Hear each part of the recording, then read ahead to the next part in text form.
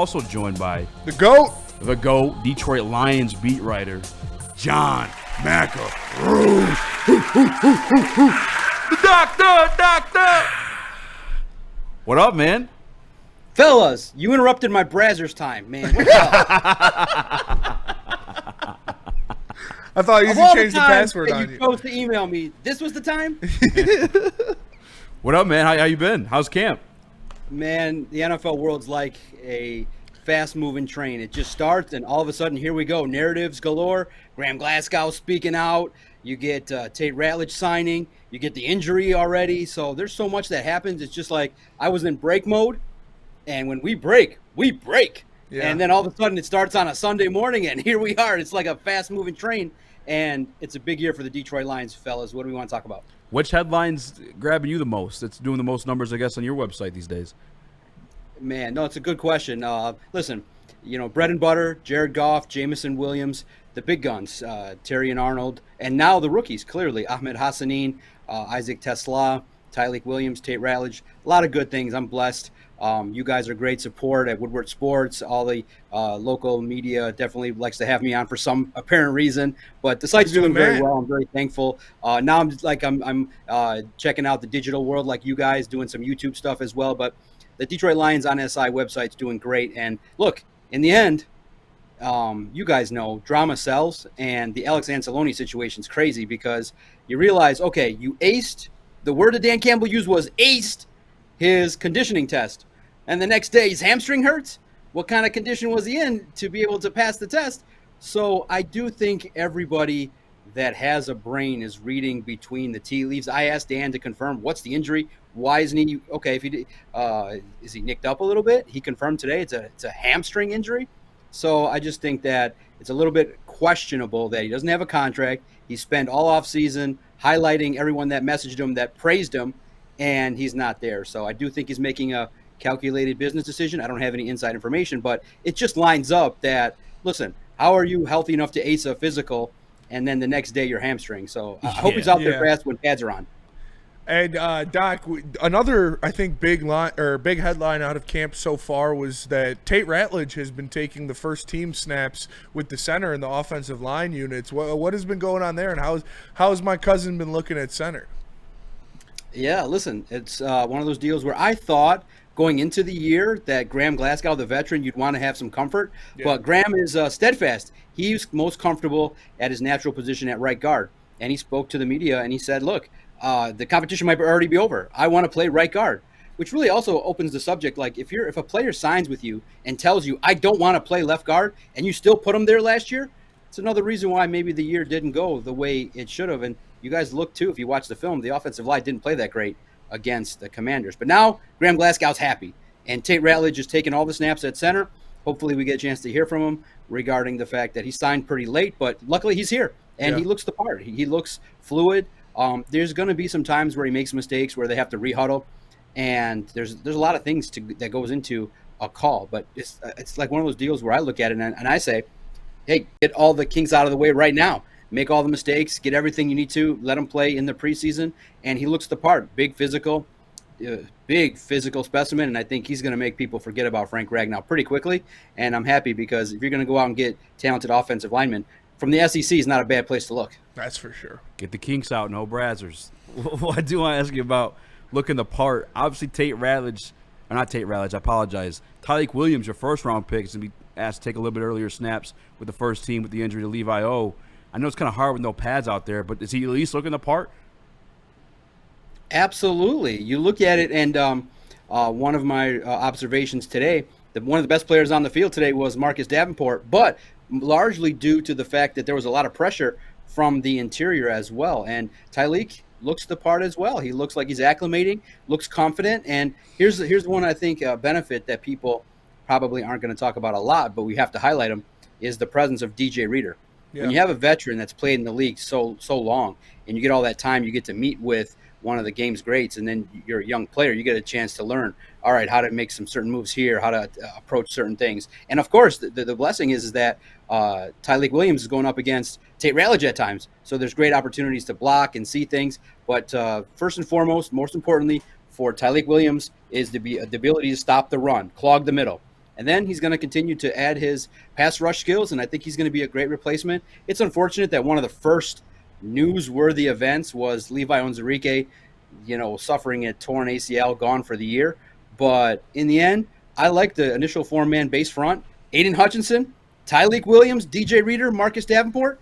Bring some Sam linebackers on the edge.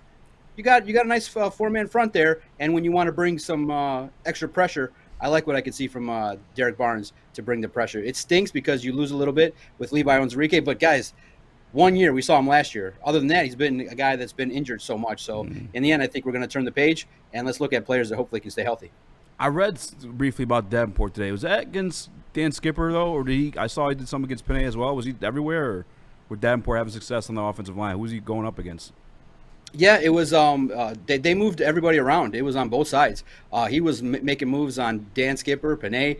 He was just all over the place, and also too, he was collapsing, so he was working on the guards as well. So it was just one of those deals where Marcus Davenport came out and was just, and which was so interesting was he's all over the field, getting into the backfield, collapsing, forcing the offensive line to pay attention to him. And I asked him, I said, and then the Lions team reporter comes up and says the same thing. I said to him, said, man, you dominated today. And he looked at me like I was crazy. I was like, you dominated today. I wrote your name and number all over my page. And he's like, man, I felt like I sucked today.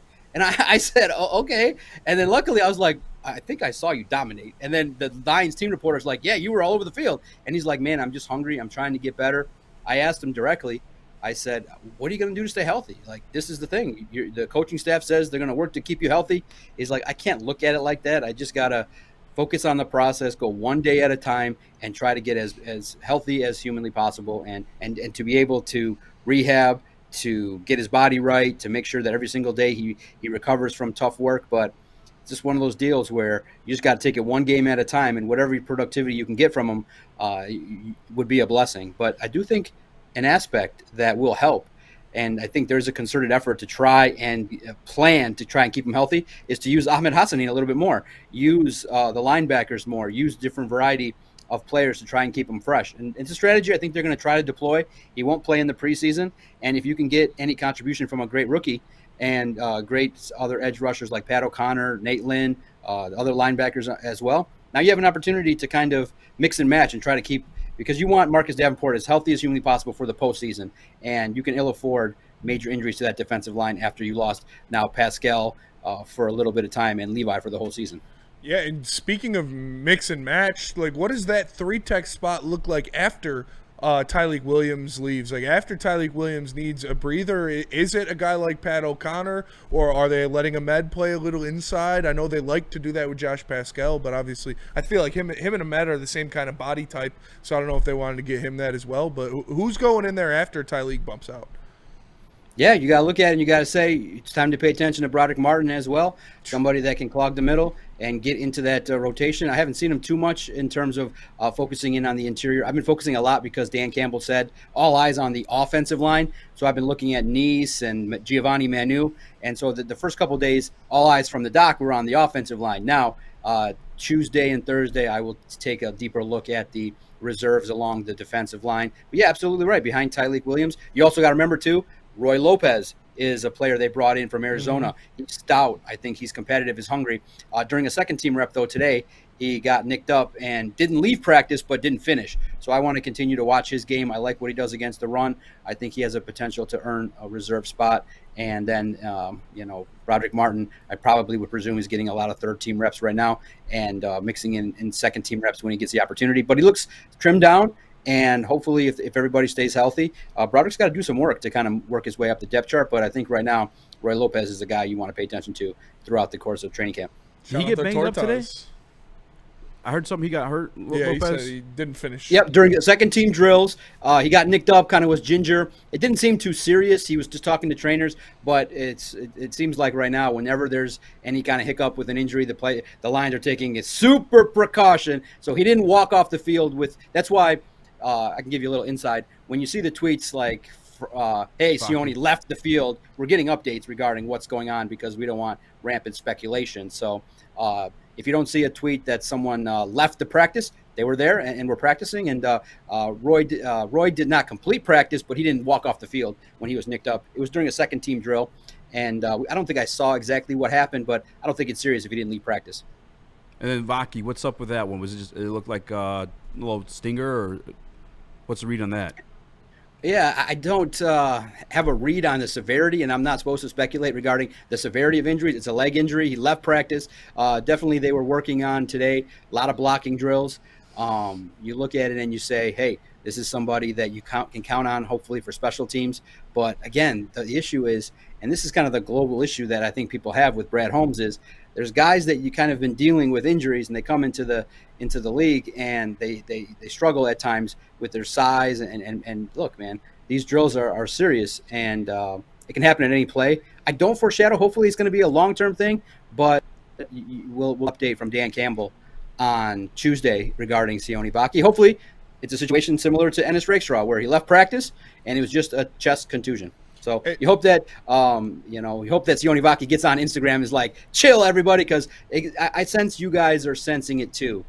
That anytime a player's leaving or you're reading about injuries, there's a lot of PTSD among the fans, all because of last year. And you're absolutely right. They got to find ways to keep these guys healthy and practicing. I didn't help either because after the Vaki stuff came out, I was like, huge blow to special teams. I should have said if serious. I didn't. And then people are freaking out on me about it. That's my bad.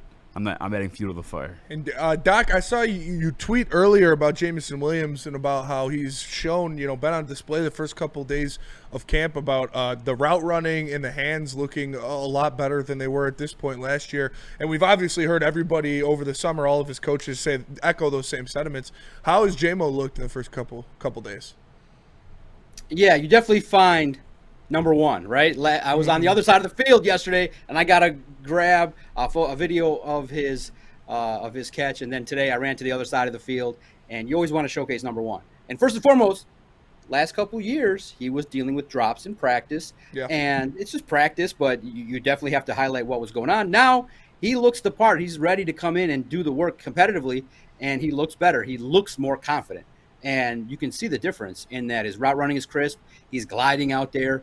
He is much more confident. He's talking to the coaching staff. He's asking, hey, when there's one-on-one coverage, get me the ball. Like, why are you not throwing me the ball if there's one-on-one coverage? Well, you know why?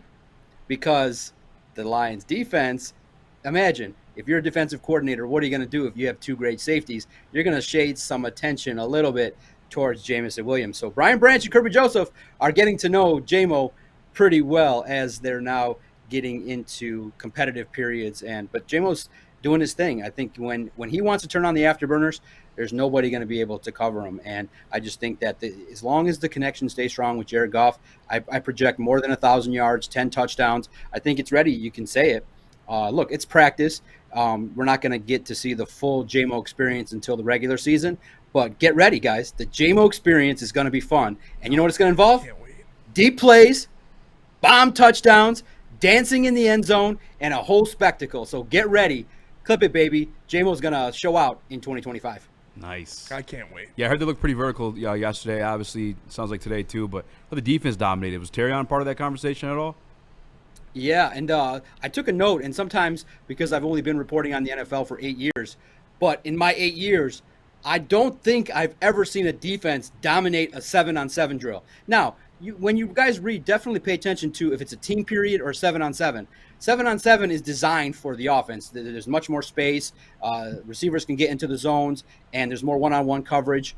But the defense in a 7-on-7 drill, I'm looking at Terrion Arnold pass breakup, Jack Campbell pass breakup. I'm looking at coverage sacks in essence, all the way. I'm looking at like out of four reps, 3 went to the defense, and that's not supposed to happen. It's supposed to go the other way. So the defense was showing out, and definitely Terrion Arnold let out a howl of excitement because, yeah, exactly right. 7-on-7 is intended for the offense just to get completions in the intermediate passing game, but they dominated the first team defense with Amik Robertson, Terrion Arnold, Jack Campbell. They were handling business, and they said the standard's a standard. We don't care what16 it is, even if it's expected. And then luckily, I was watching back Terrion's video today, and the Lions reporter was like, in 16, 17 years, I don't recall seeing a defense dominate a 7-on-7 drill like that. And so it confirmed my thoughts, is that the defense was playing good. I think that they're acclimating well,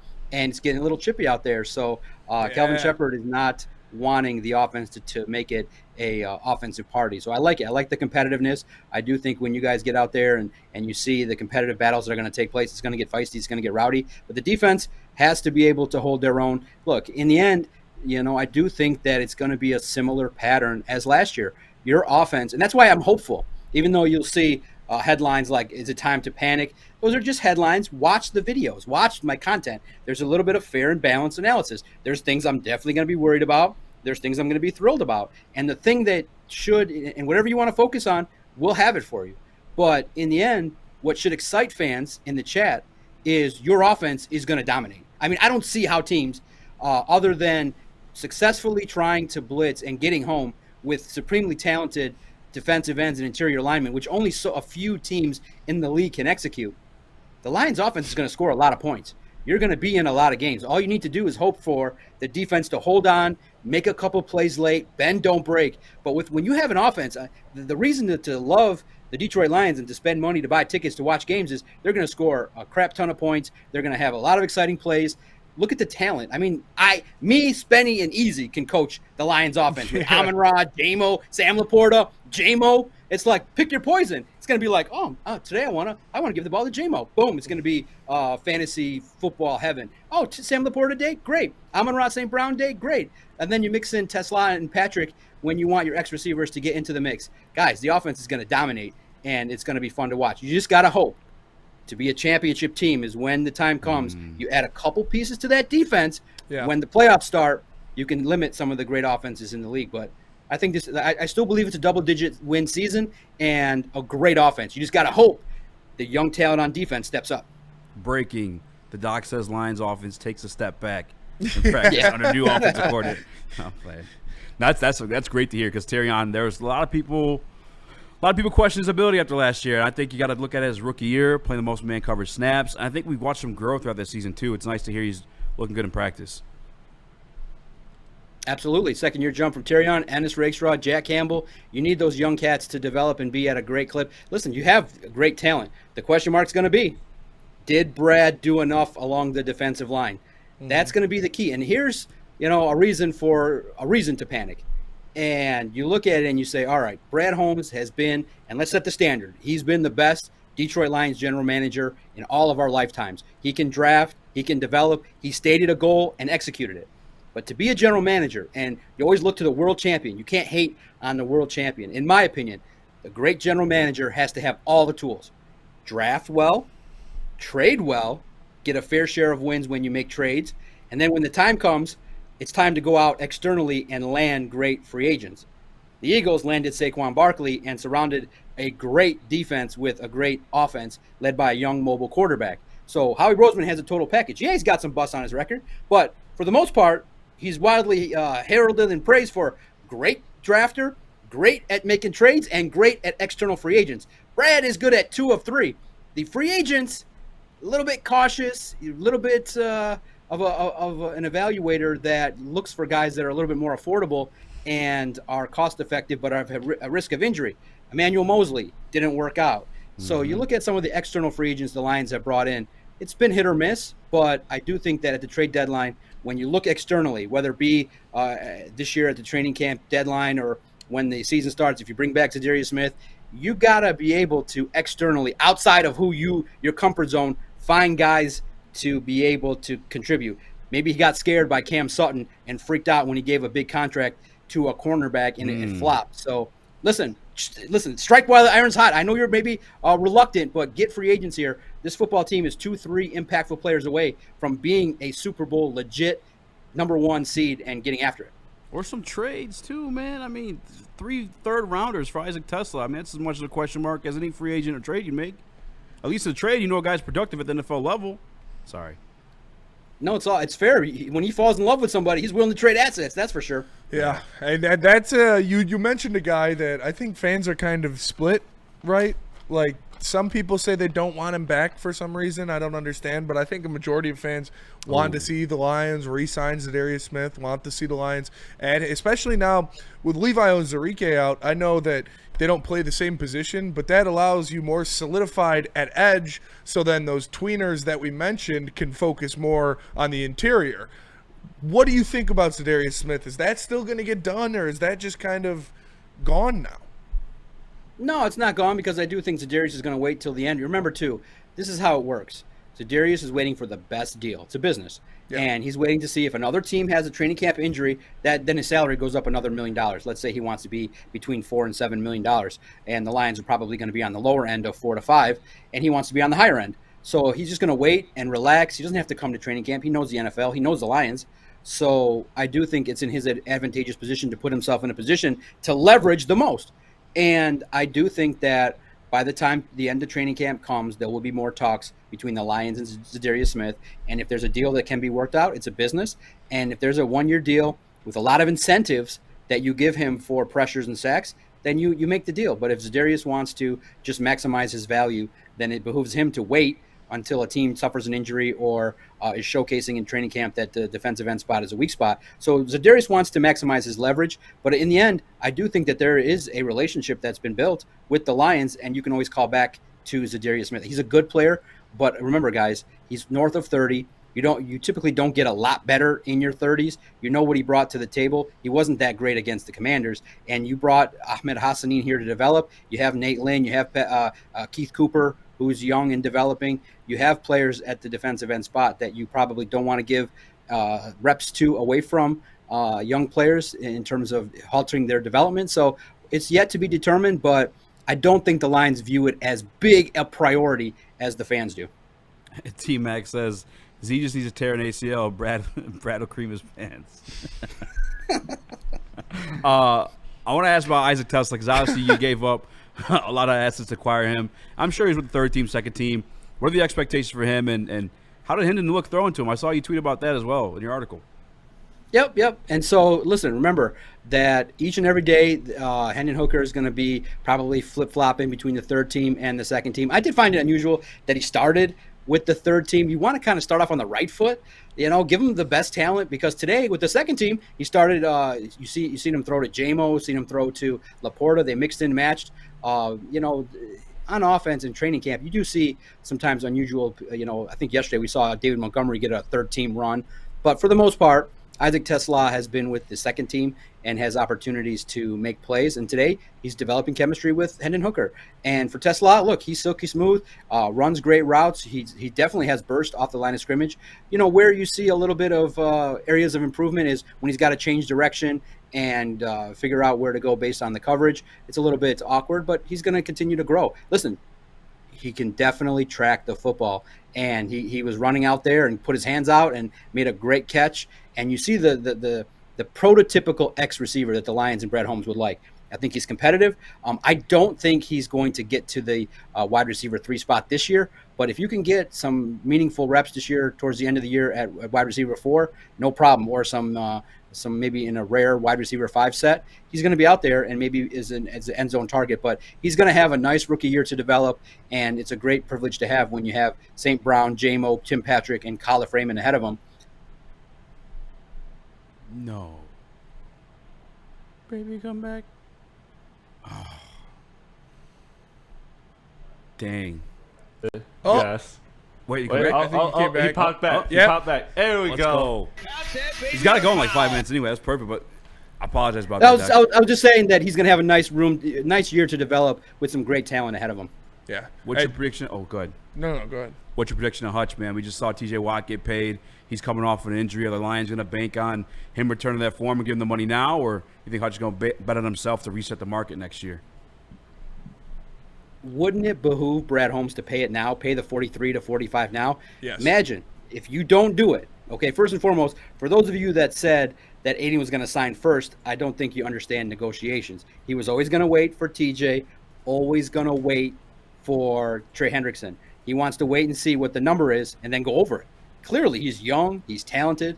I would pay it now. I would offer 5 years, $45 million annually, north of 115 guaranteed. Because if he goes 20 sacks this year, Defensive Player of the Year, you're now looking at $50 million a year. You saw how Amon-Ra's deal is already like the 6th or 7th best deal right now as the market grows.